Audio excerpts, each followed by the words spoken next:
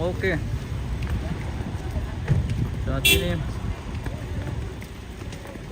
akan berlangsung pemberkatan nikah Septian dengan Pupi pemirsa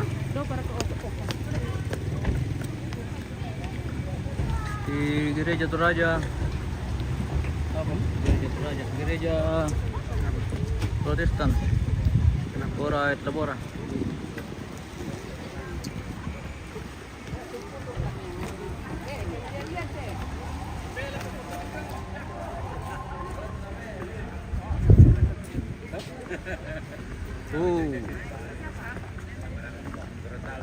Gereja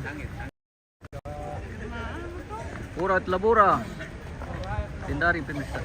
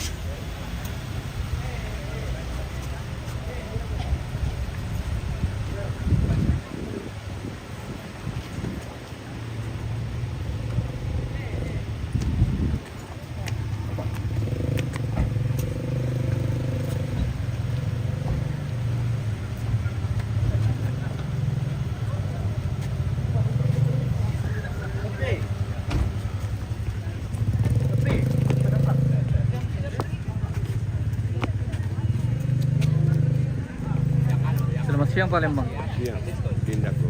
Oke. Gimana? Aman? Aman. Tertib. Aman tertib. Mantap. Pakai bang? Iya.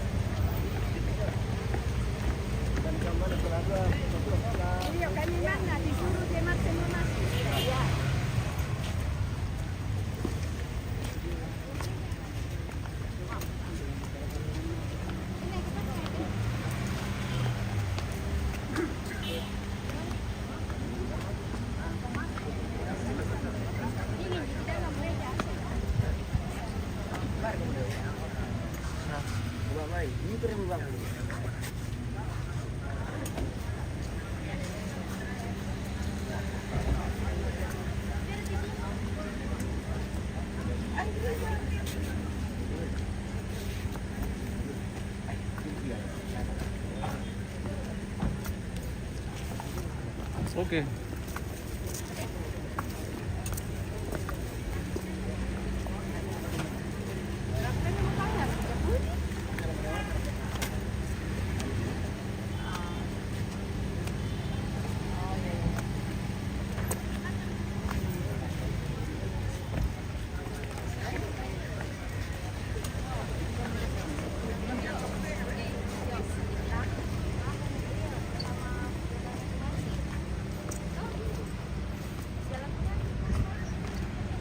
Bagaimana Mace? Bagi dua. Bagi dua? Mantap. Oke. Wah, Halo, guys. tanah sama ikan ini tantet nih, Iya. buat dua. Kita jati-jati sih. Oke.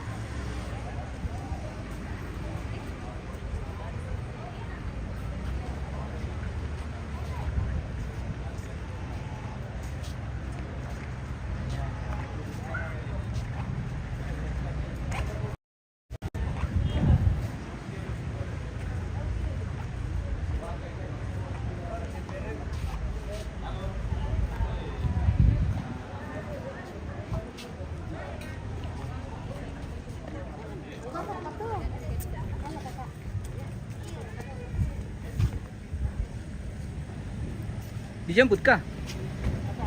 Pengantin?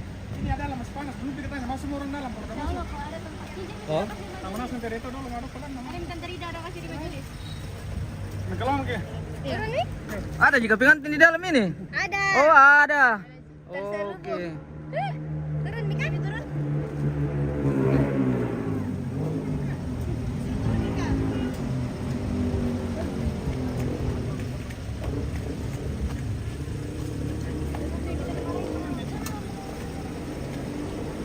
Septian, jemput dulu papi. Biar dia yang kasih turun deh. Nanti ikut saya dari belakang. Pelan-pelan. Kamu tidak bilang. Sudah bilang kamu marah-marah sudah.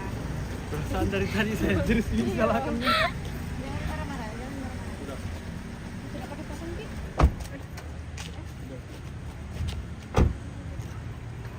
Mau digandeng ke Gandeng lah. Indi tolong aku ya Indi. lurus digini aja sih. Aman sih. Lewat sini kapang ya. Biar mi. Belum kanan sedikit.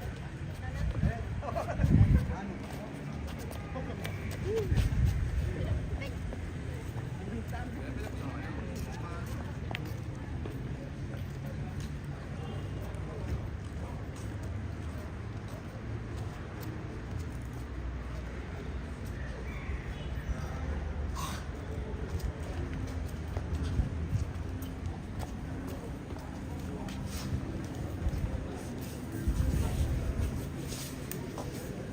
Jemput ya. Di dalam sesuai dengan Tuhan.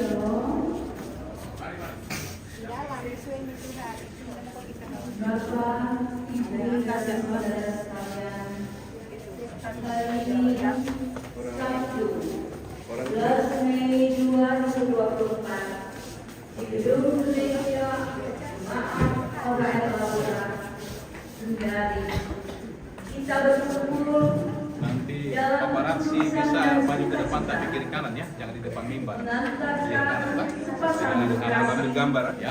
yang akan mengucapkan Bisa maju tapi di kiri kanan Pak, jangan di depan mimbar. dan jemaat melalui ibadah penuhan dan pemberkatan kita.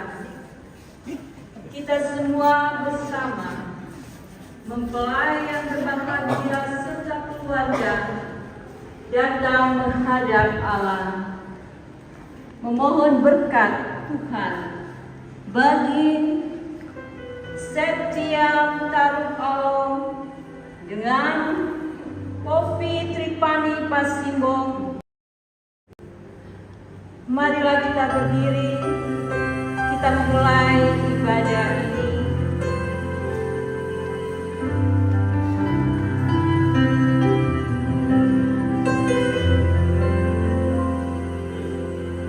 Tak berkesudahan kasih setia Tuhan, tak habis-habisnya rahmat-Nya, selalu baru tiap pagi.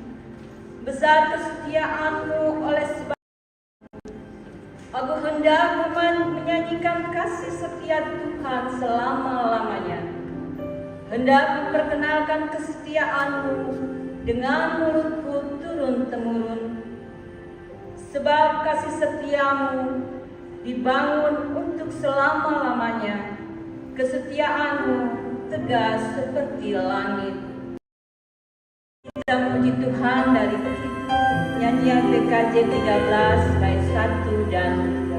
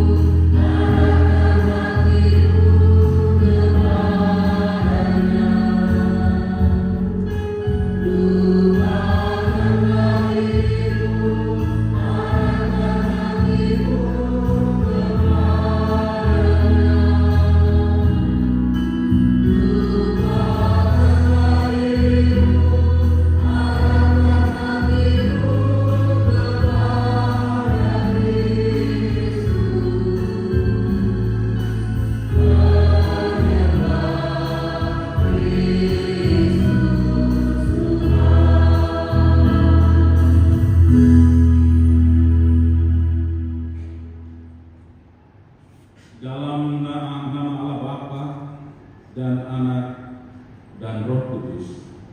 Ibadah peneguhan dan pemberkatan nikah ini ditabiskan. Amin.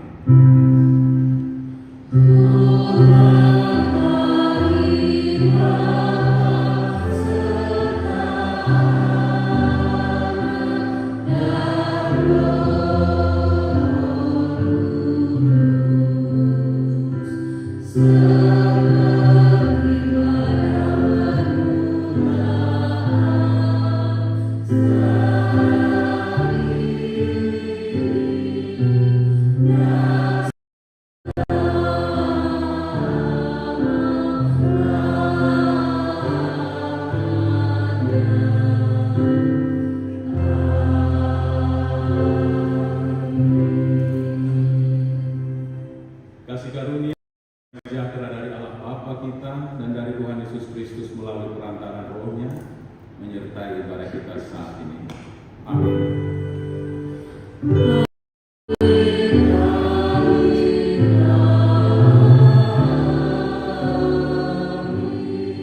Jemaat disilakan dulu.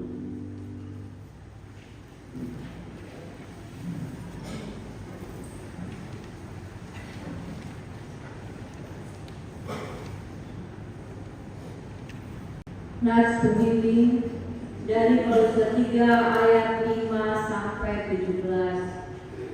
Manusia baru. Karena itu matikanlah dalam dirimu segala sesuatu yang duniawi, yaitu pencabulan, kenajisan, hawa nafsu, nafsu jahat, dan juga keserakahan yang sama dengan penyembahan berhala. Semuanya itu mendatangkan murka Allah atas orang-orang durhaka. Dahulu kamu sudah melakukan hal-hal itu ketika kamu hidup di dalamnya. Tetapi sekarang buanglah semuanya ini, yaitu marah, geram, kejahatan, fitnah, dan kata-kata kotor yang keluar dari mulutmu. Janganlah kamu saling mendustai, karena kamu telah menanggalkan manusia lama serta kelakuannya, dan telah mengenakan manusia baru yang terus-menerus diperbaharui untuk memperoleh pengetahuan yang benar menurut gambar salibnya. Dalam hal ini tiada lagi orang Yunani atau orang Yahudi, orang bersunat atau orang tak bersunat, orang barbar atau orang Skit, budak atau orang merdeka, tetapi Kristus adalah semua di dalam segala sesuatu. Karena itu, sebagai orang-orang pilihan Allah yang dikuduskan dan dikasihinya, kenalkanlah belas kasihan, kemurahan, kerendahan hati, kelemah lembutan, dan kesabaran. Sabarlah kamu seorang terhadap yang lain, dan ampunlah seorang akan yang lain. Apabila yang seorang menaruh dendam terhadap yang lain, sama seperti Tuhan telah mengampuni kamu, kamu perbuat jugalah demikian. Dan di atas semuanya itu, kenakanlah kasih sebagai pengikat yang mempersatukan dan menyempurnakan. Hendaklah dari sejahtera Kristus memerintah dalam hatimu, karena untuk itulah kamu telah dipanggil menjadi satu. Dan bersyukurlah, hendaklah perkataan Kristus diam di segala kekayaannya di antara kamu, sehingga kamu dengan segala hikmat mengajar dan menegur seorang akan yang lain, dan sambil menyanyikan mazmur dan puji-pujian dan nyanyian rohani, kami mengucap syukur kepada Allah di dalam hatimu. Dan segala sesuatu yang kamu lakukan dengan perkataan atau perbuatan, semuanya itu dalam nama Tuhan Yesus, sambil mengucap syukur oleh Dia kepada Allah Bapa kita. Amin.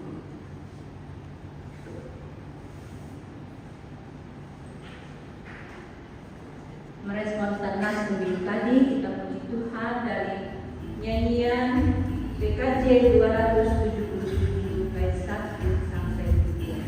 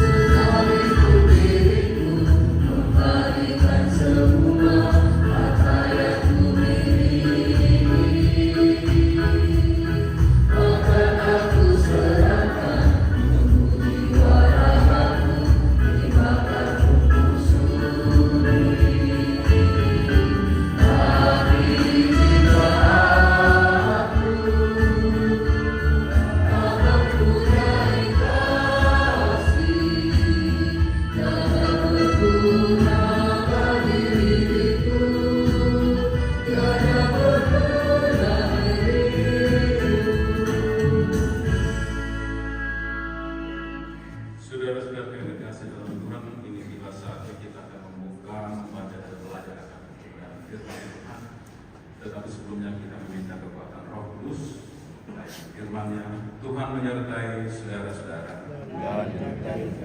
Mari berdoa. Allah yang Maha Kuasa, Rahmani dan Rahim, di hadapan tahta-Mu kami tertunduk, tetapi jiwa kami dan roh kami terangkat kepadamu. Kami mensyukuri segala kebaikan-Mu dan mengagumi segala perbuatan-Mu. Karena kasih-Mu yang tak terhingga, maka Engkau telah mengampuni segala dosa dan kesalahan kami, serta mengangkat kami menjadi anak-anak-Mu. Ya Bapa, dalam kebaktian ini kami hendak mendengarkan berita firman-Mu. Sebab hanya atas dasar firman-Mu saja hidup pernikahan dan rumah tangga kedua anak saudara kami ini beroleh landasan yang kokoh serta pengharapan yang penuh dan bahagia. Berikanlah kami pengertian yang baik, serta mampukan kami untuk menaati firman, agar hati dan pikiran tingkah laku kami menjadi baru dalam Yesus Kristus Tuhan kami. Dan mampukan hamba-Mu juga ini Tuhan, yang dalam kelemahan oleh karena sakit, biarlah Tuhan hamba-Mu Engkau mampukan untuk melayani jemaat-Mu ini hingga berakhir, dan hamba-Mu boleh berkata-kata sesuai dengan maksud-Mu sendiri. Berfirmanlah ya Bapa, karena kami telah sedia untuk mendengar. Di dalam nama Yesus yang telah mengajar kami berdoa. Bapa kami yang di surga, dikuduskan nama-Mu, datanglah kerajaan-Mu, jadilah kehendakmu. Diberikanlah makanan kami yang secukupnya, dan ampunilah kami akan kesalahan kami, seperti kami mengampuni orang bersalah kepada kami. Dan jangan membawa kami ke dalam cobaan, tetapi lepaskan kami dari orang jahat. Karena Engkau yang mempunyai kerajaan dan kuasa dan kemuliaan sampai selama-lamanya. Amin. Selamat siang Bapak Ibu, saudara-saudara terkasih Tuhan. Shalom. Salam kenal kembali pemilikku, keluarga, orang tua, BD Pelayanan Jemaat Polres Madura Bendari. Iya, minta maaf saya kurang sehat sejak semalam, Parondo ya, menggigil karena saya punya gusi infeksi, jadi sakitnya sampur. Tapi saya percaya Tuhan akan memampukan saya melayani kedua anak kekasih kita dan saudara-saudara. Amin. Sebagai firman Tuhan yang saya persiapkan dalam pelayanan pada siang hari ini terambil dari kitab Mazmur yang pertama. Kitab Mazmur 128 ayat 1 hingga ayat yang ke-6. Kitab Mazmur pasal 128 ayat 1 hingga ayat yang ke-6, dan pembacaan kedua dari Injil Matius pasal 7. Yang kedua dari Injil Matius pasal 7 ayat 24 hingga ayat yang ke-27. Pembacaan pertama, berkat atas rumah tangga, itulah tema dari Lembaga Alkitab Indonesia. Firman Tuhan, berbahagialah setiap orang yang takut akan Tuhan, yang hidup menurut jalan yang ditunjukkan. Apabila engkau memakan hasil jerih payah tanganmu, berbahagialah engkau dan baiklah keadaannya. Istrimu akan menjadi seperti pohon anggur yang subur di dalam rumah. Anak-anakmu seperti tunas pohon zaitun di sekeliling meja. Sesungguhnya demikianlah akan diberkati orang laki-laki yang takut akan Tuhan. Tuhan memberkati engkau dari Sion, supaya engkau melihat kebahagiaan Yerusalem seumur hidupmu, dan melihat anak-anak dari anak-anak damai sejahtera atas Israel. Matius pasal 7 ayat 24 hingga 27. Dua macam dasar tema dari Lembaga Alkitab Indonesia. Firman Tuhan, mengapa kamu berseru kepadaku, Tuhan, Tuhan, padahal kamu tidak melakukan apa yang aku katakan? Setiap orang yang datang kepadaku dan mendengarkan perkataanku serta melakukannya, aku akan menyatakan kepadamu dengan siapa ia disamakan. Ia sama dengan orang yang mendirikan rumah. Orang itu menggali dalam-dalam dan meletakkan dasarnya di atas batu. Ketika datang air bah dan banjir melanda rumah itu tidak dapat digoyahkan, karena rumah itu kokoh dibangun. Akan tetapi barang siapa mendengar perkataanku tetapi tidak melakukannya, ia sama dengan seorang yang mendirikan rumah di atas tanah dan tanpa dasar. Ketika banjir melanda rumah itu segera rubuh dan hebatlah kerusakan.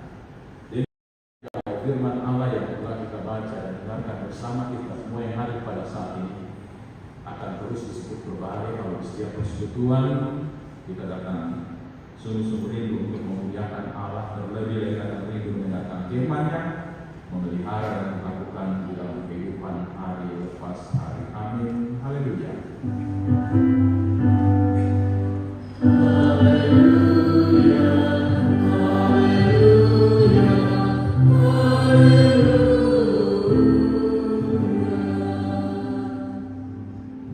Berbahagialah setiap orang yang takut, yang hidup menurut jalan yang ditunjukkannya. Ayat 1 dari kitab Mazmur yang menjadi pembacaan kita pada saat ini. Dan saya memberi topik atau tema keluarga kuat karena diberkati Tuhan. Keluarga kuat karena diberkati Tuhan. Saudara-saudara, ada sebuah cerita yang cerita suami istri yang bertengkar. Saya tidak tahu yang kesekian berapa kali. Mereka selalu ribut, bertengkar dan sebagainya. Dan pada endingnya terakhir kali sang istri tidak tahan lagi karena sering dimarah-marahi, naseh-naseh, bela so sakit. Karena tidak tahan, kemarin yang kita sakit, anak itu bawa. Nah, masa kudayuna, ngaku tuh sanggup. Dia ambil bajunya, lalu dia bungkus di sarung dan dia pergi. Seperti orang berkelana ya, kalau dia dulu. Padahal ada kokoh, tak dalam di tangan, oleh kokoh. Sudah tidak tahu, rupanya di rumah itu banyak kokoh, tetapi karena sakit hatinya, maka dia tidak perlu dari kokoh, lalu pergi. Tetapi ketika dia pergi, dia pulang ke rumah orang tua kandungnya. Malah orang mau ke sana, pergi ke rumah mertuanya. Rampung di jodohnya, kalau mau ke sana, tumbal orang bahasa itu. Tangku kamu, tumbal kasih ke sekitar rumah itu dia sana. Oh, khusus waktu kalau pokoknya sekitar rumah tanda itu apa kasihnya. Setiap hari dia marah, tidak tahu alasan dan sebagainya, sering marah. Saudara-saudara, sang mertua mengatakan begini, kau sabar kita anakku, ada pun masih aku di tanah itu, dia rasa. Sang mertua bilang, sabar kau anakku, dulu masuk di kampung, besok saya pergi kasih bagian itu, bapaknya sabar. Saudara-saudara kasih dalam Tuhan, ternyata sang mertua ada rencana untuk pergi kasih bagian, atau bagaimana, kasih bagian dengan anak kandung si bapaknya sabar. Tapi sore hari keburu pagi hari, sang suami bapaknya Sari langsung telepon dan dia telepon istrinya Mama Sari. Halo sayang, maaf sayang itu, memang kamu pak itu kenangku, kamu panggil sayang kalau sudah sering menyakiti hati saya. Tapi maafkan lagi saya. Khusus kepada saya. Nah maaf, pemikiranmu bukan itu maaf. Berapa kali kau ucapkan itu kata maaf, tetapi terus mengulang-ulang. Kapan berhentinya? Ya. Setiap hari kamu pergi mabuk-mabukan, minum-minum, berjudi. Kalau habis uangmu sudah mabuk pulang marah-marah dan sebagainya. Kau kira saya bisa tahan itu perilakumu? maka saya tidak akan lakukan lagi. Swear, saya sumpah tidak akan lakukan lagi. Mamanya Sadi bilang istrinya begini, saya tidak percaya nih, kali ini terakhir sekali. Lalu istrinya mengatakan begini, kopi di dapur sekarang. Apa sih yang begitu? Di dapur sekarang. Kau di mana sekarang? Di tangkap piring. Oke. Ambil itu piring di situ, banting ke teh, pas banting. Sudah kau banting? Sudah saya. Kau perhatikan itu piring terhapus, hancur. Kau bisa satukan lagi. Begitu nih hatiku. Kau sering hancurkan dan tidak bisa diperbaiki lagi. Lalu suaminya bilang begini, sayang, piring yang saya banting tidak pecah. Lalu istrinya bilang, piring apa kamu bawa banting? Piring plastik. Ada bapaknya sambil di sini seperti itu. Piring plastik bagaimana mau pecah? Nanti surat itu piring plastik. Coba kita sambung-sambung, ya. Jadi tidak pecah piring. Dan saudara-saudara, akhirnya Indonesia istrinya bilang gini, sebelum saya ambil itu kunci situ, kau jemput saya sekarang. Saudara-saudara, apa yang kita pelajari dari cerita ini? Perjalanan kehidupan kita tidak bisa sangkali siapapun kita, termasuk saudara-saudara dan kami juga teman-teman. Perjalanan kehidupan ini tidak akan selalu mulus, pasti ada tantangan dan rintangan. Yang menjadi persoalan sekarang apakah ketika kita menghadapi persoalan seperti itu, kita tahu jalan pulang, kita tahu siapa yang menyatukan kita, siapa yang memberkati kita. Karena itu saudara-saudara, sepatut dan sewajarnya kalau kita menghadapi persoalan lalu kita rukun kembali, itu memang harus terjadi. Tidak boleh tidak. Nah, Bapak Ibu saudara-saudara yang kasih dalam Tuhan, memang dalam membangun kehidupan rumah tangga tidak mudah. Ada juga orang yang mau membangun rumah tangga lalu bercita-cita, ya saya mau berkeluarga hari ini. Tunggu 3, 4, 1 tahun ke depan laku panik itu. Tidak ada seperti itu. Kalau laki-laki bertanggung jawab, dia akan mencoba membahagiakan istrinya sekalipun dalam keterbatasan. Kita Toraya, dia muali itu ke Parik Cibatu, itu orang. Ya, karena kita Toraya, anak kuan ini kedolo, ya tu beneta, selle, sonda indorota, karena itu. Ya kan? Harus menjaga mereka. Nah, saudara-saudara yang dikasih dalam Tuhan, hampir setiap perkawinan pasti mempunyai harapan rumah tangga yang dibangun harmonis, kokoh, langgeng, diberkati dan bahagia. Walaupun untuk mewujudkan harapan itu tidak semudah seperti kita menggunakan tangan kita.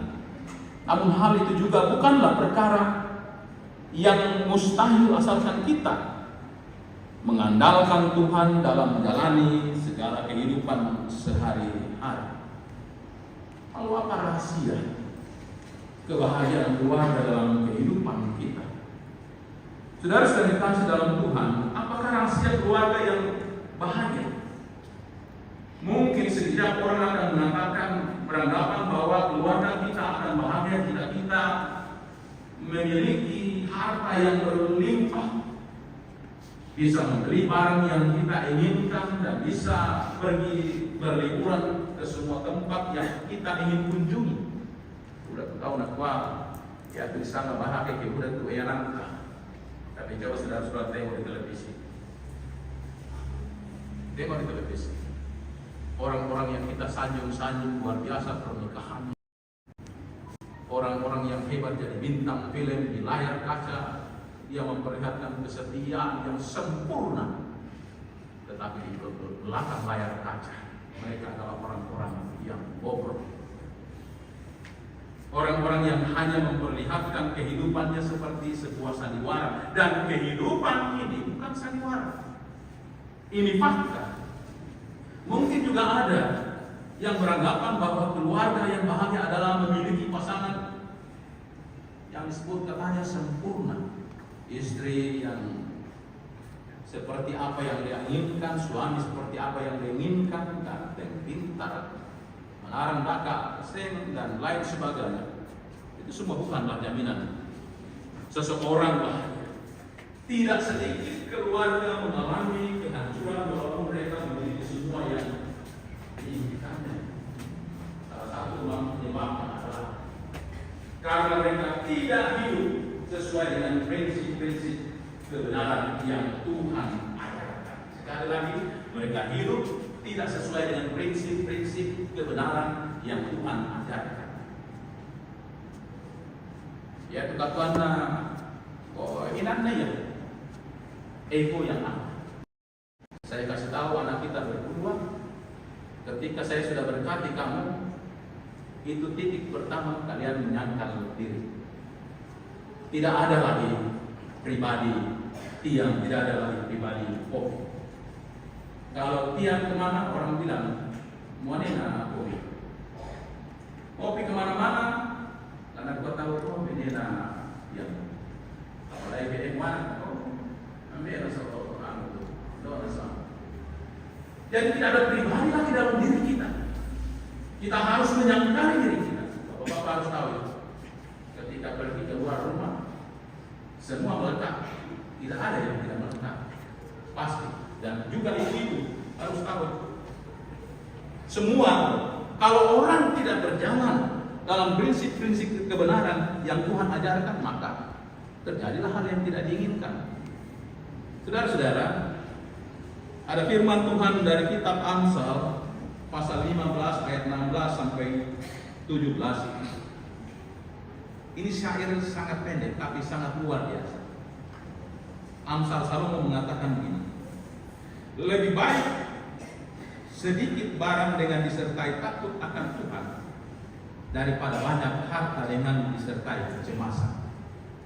Namun ibu datu yang kita tenang keluarga, sidi-sidi, susi tesis, dan sebagainya, apalagi minta maaf.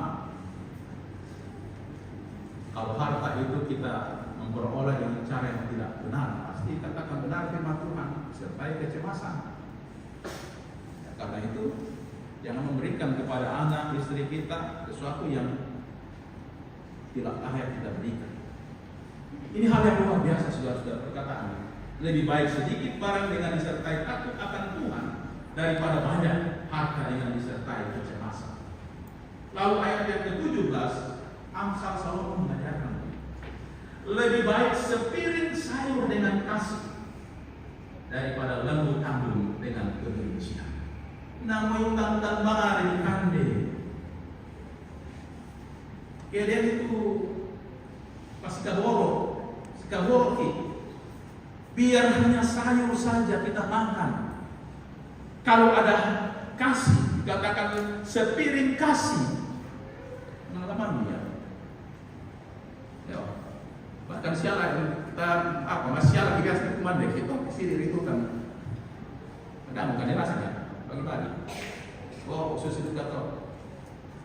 Kalau kita makan saudara-saudara, apa ini kita kita istri kita suami kita sudah mengambil sepiring sayur, sepiring nasi, itu enggak. Coba saudara-saudara yang sudah umur 70-80 tahun lakukan itu di teras rumah. Tetangga akan bisik-bisik. Peduli mereka. Jadi kamu mau nanya, ya salah apa nggak tahu. Iya, lebih baik sepiring sayur dengan nasi daripada lembu tanggung dengan kebencian. Untuk memperoleh itu, Pemasmur dalam bacaan kita tadi mengatakan, jikalau seseorang mau berbahagia, maka setiap orang harus takut akan Tuhan. Kalau orang tidak takut dengan Tuhan, tidak akan takut melakukan apa saja. Jadi, tapi saya nggak tahu di sana maka bila apa-apa guna cerita tahu kayu raka, dua raka kosong dan sebagainya. Jadi maka khusus tahu biasanya lari kita. Kau akan buang gimana? Lari kita. Tetapi takut dengan Tuhan bukan lari, tetapi justru kita akan datang kepadanya karena kita takut. Kita ini telanjang di hadapan Allah. Saudara mau lari kemana? Karena tidak bisa lari, harus datang kepada Tuhan karena kita takut. Burung apa kesana tuh di jauh ke pasarnya, ke kami ke Karapok. Apa? Sama seto? Yo, nggak gua tahu membuli Karapok. Coba saudara-saudara kalau pergi ke sawah, kalau ada burung sawah itu yang merah-merah kepalanya, kejar dia sampai capek, dia akan lari bersembunyi, tetapi dia sembunyi kepalanya saya sembunyi, badannya kelihatan semua. Yang bersama membuli Karapok, bangun lari. Nah, tinggal kita mau pungut. Begitulah kita di hadapan Allah. Mau lari kemana? Tuhan satu-satunya jalan adalah harus kembali kepadanya. Harus, tidak bisa tidak. Di Kuamania, lama dengan memberi kasih nanti orang pematua. Ada orang yang bisa luput dari mata Tuhan? Tidak ada. Justru kalau kita berbicara seperti itu, kita menghina kuasa Allah dalam hidup kita. Itulah sebabnya dikatakan Mazmur, kalau setiap orang mau berbahagia, dia harus takut akan Tuhan dan menurut jalan yang ditunjukkannya. Coba kalau kita ditunjukkan jalan orang tua kita, lah sudah kita kamu ada kalau menimale, kalau kita mau keluar dari hutan, orang tua bilang ini jalan lah pulang. Kau lihat sebenarnya kan batuk kepala batu. Wah, karena itu lama saya aku. Untuk kalau sampai di rumah, iya, dia akan tersesat. Untuk kalau tidak mati di hutan itu. Karena itu saudara-saudara, Allah mengatakan orang yang bahagia adalah orang yang takut dan orang yang menurut jalan yang ditunjukkannya.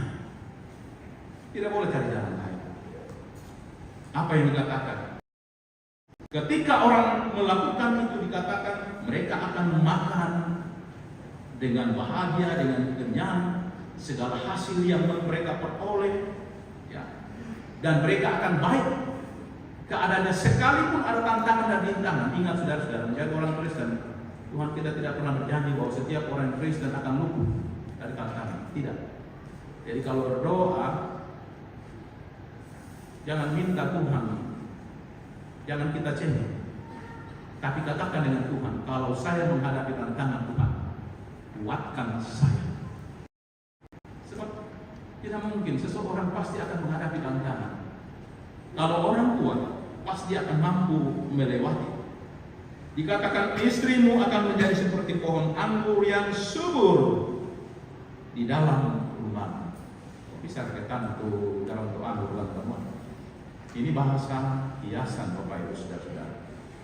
Pemasmur mengatakan ini karena setiap yang menyampaikan suatu perumpamaan itu dia melihat kondisi keberadaan di sekelilingnya. Nah, orang-orang pada zaman atau konteksnya pada saat itu kalau bukan gembala, dia adalah petani. Dan salah satu petani yang makmur pada saat itu adalah petani anggur, zaitun. Ya. Karena itu dikatakan istrimu seperti pohon yang subur di dalam rumah. Kalau petani pada konteks itu, saudara-saudara, menanam anggur, lalu biarkan itu anggur. Kamu tahu ambil. Manis tamu kalau tidak bisa, badan dingin napake. Siapa kepakai segera badan dingin taruh mana pakai mana pola melo-melo lindung dan tunduk-tunduk. Kalau mau subur berbuah, ya kasih dia seperti pohon anggur yang disiram, yang diberikan pupuk. Nah, kami lindung untuk terus terang apa beda. Bela kita hari ini. Oh tidak, masih ada nanti saudara-saudara. Daripada sekarang ya, masih ada selanjutnya. Jadi perempuan akan subur. Bahkan dikatakan anak-anakmu seperti tunas pohon zaitun. Minyak zaitun ini mahal Bapak Ibu Saudara-saudara, tidak murah dan susah didapatkan. Paling supermarket yang besar yang menjual. Kalau di kios sudah ada. Nah, kalau saudara-saudara untuk memperoleh pohon yang subur juga harus dipelihara, dipupuk, disiram, sehingga dia akan keluar kuncup-kuncupnya. Taruh nala kasu. Nah, susi melakukan atau ya Tuhan akan mula susi taruh untuk zaitun. Anakmu akan seperti tunas pohon zaitun. Bayangkan, maluna, lama luna susi. Apa kayak aksen ya? Wujud, taruh zaitun. Senangnya kita lihat saudara-saudara kalau pohon itu hijau. Tapi kalau sudah kering, layu dan sebagainya pasti tidak seperti. Dan anak-anak kita akan seperti itu. Dia akan seperti pohon zaitun dan orang akan berbangga. Kenapa? Karena ayahnya, ibunya takut dengan Tuhan, dengan Tuhan. Nah, saudara-saudara, yang sekarang adalah ayat yang keempat. Sesungguhnya demikianlah akan diberkati orang laki-laki yang takut akan Tuhan. Kenapa bukan perempuan di sini? Harus laki-laki. Dan saudara, firman Tuhan, kalau kita membaca dari pertama sampai terakhir, tidak ada kalimat yang mengatakan perempuan itu kepala rumah tangga. Sejak Adam menciptakan sampai waktu, laki-laki adalah kepala rumah tangga. Karena itu, kalau laki-laki kepala rumah tangga sudah tidak takut dengan Tuhan, bagaimana ini pengikut akan bagus jalannya? Tergantung dengan kepala rumah tangga. Karena itu, saudara-saudara, Daud mengungkapkan kiranya Tuhan memberkati engkau dari Sion supaya engkau melihat kebahagiaan Yerusalem seumur hidupmu. Konteks di sini adalah Yerusalem inilah keindahan, sukacita dalam kehidupan keluarga. Kita akan panjang umur bersama dengan anak-anak kita, bahkan dikatakan sini, dan melihat anak-anak dari anak-anakmu damai sejahtera. Anak dari anak-anakmu. Bapak Tiro Tuhan Kota, Ampun Tuta, Ampun Amita, dan seterusnya. Kalau orang yang takut akan Tuhan. So, bagaimana dalam konteks Injil Yesus mengajarkan bahwa orang yang akan takut dengan Tuhan adalah orang yang mau mendengarkan firman. Kalau orang sudah tidak mau mendengarkan firman-Nya, itu dia tidak akan takut. Kalau ada orang saudara-saudara datang ke gereja, apa mana mau kue, ya, kita hanya lihat HP saja. Bagaimana kita mau tahu, kita mau mengerti? Padahal waktunya saudara masuk dalam gedung itu komitmen. Saudara benar menyembah dengan Tuhan. Tahu penyembahan harus dalam ketulusan. Kalau kita sudah main HP, apalagi kita tahu gimana sini ini WA, ya, kita bukan lagi dalam menyembah Tuhan. Mulai dari sekarang, Bapak Ibu saudara-saudara, kalau bawa HP, kalau saudara tidak tahan tergoda, simpan. Itulah sebabnya saya sering menganjurkan jemaat, kalau ada Alkitab kalian yang buku, bawa saja. Sebab kalau buku Alkitab kita bawa, godaannya hampir tidak ada. Tapi kalau HP yang kita bawa, saudara, godaannya banyak sekali. Mana aparat untuk HP itu tidak dia. Kling. Tapi ada yang lebih cepat lagi. Sementara ibadah, HP-nya berdering. Ring, oh ya, oh. Harusnya saudara bicara dengan Tuhan, bukan berbicara dengan siapa-siapa. Banyak saya dapatkan itu, minta maaf. Orang yang hidup seperti ini, orang yang tidak takut dengan Tuhan. Kalau takut dengan Tuhan, maka kita akan jaga ketulusan Allah dalam kehidupan kita. Kita sungguh-sungguh mengharapkan hati dan pikiran kita. Masalah keberkatan. Keden mana kampomi, ni Pak Kadai, ni nasihat. Sanda apa nak utara, malu lah lupa, lalu jomai, kono mapak, kanduang anak ulat, jomai. Tidak dengar apa-apa. Pasti kita marah. Lalu bagaimana dengan Tuhan? Manusia, Allah kita, Bapak kita saja, orang tua kita. Kita harus jauhi bawahnya. Lalu bagaimana dengan Tuhan? Data keluarga tak sehat pemotor, tak sehat joreng. Tidak ada di Tuhan, tidak ada di sini saja. Allah itu Maha Kuasa, saudara-saudara.